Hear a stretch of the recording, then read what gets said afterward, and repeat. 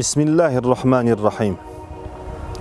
Allah Taalam insandı bul dünyaya jaratkanda uşul dünyönü korusun, önüktürsün, aldıga jıldırsın, alardan kийинки muğunga, jaşaганга, önükкөнгө жакшы şart түзүп берсин деп жараткан.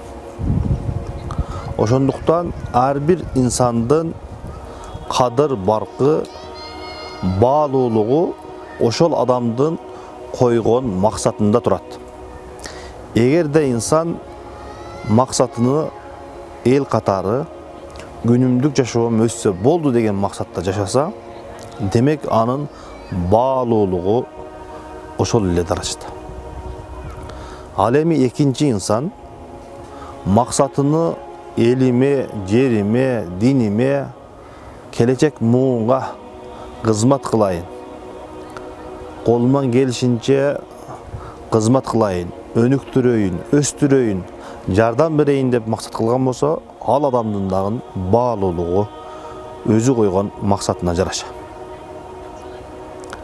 Ошондой эле ар бир инсандын даражасы анын жанындагы шериктеринен, досторунан билинет экен. Андан кийин инсандын байлыгы, чыныгы бай болгондугу, канча жүрөккө ээ боло алды, канча жүрөктөн орун ала алды, ошондой экен. Кайсы адам эң баймын деген болсо, ошол жанындагы адамдардын жүрөктөрүнө карап көрсүн. Адамдарга жакшылык кылып, пайдасыны тийгизип, илим окутуп, билим окутуп, жардам берип, колунан келишинче кызмат кылып, канчалык адамдардын жүрөгүндө калса, жүрөгүндө боло алса, демек ошол адам эң бай адам.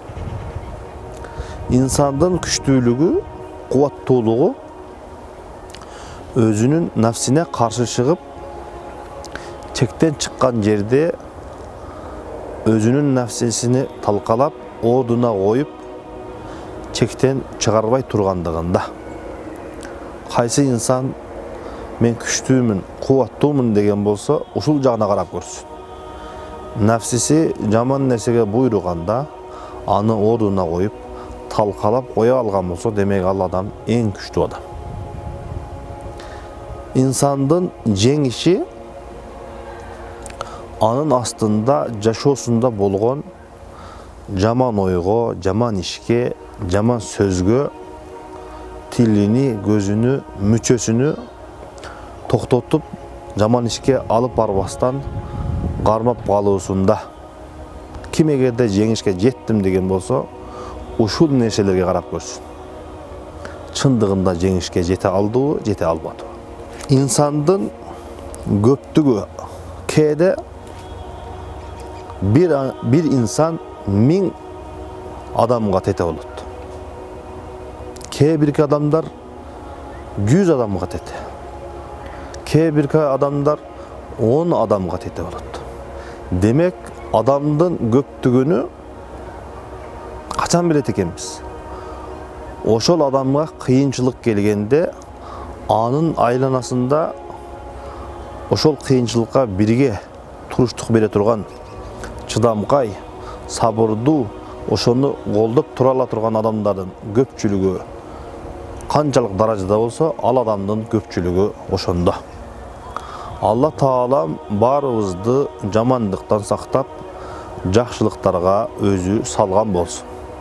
Ар бирибиздин максаттарыбызды бийик кылып, Алла Таалам өзүнү сүйгөн жана өзү сүйгөн кулдарынан кылган болсун. Ассаламу алейкум ва рахматуллахи ва баракатух.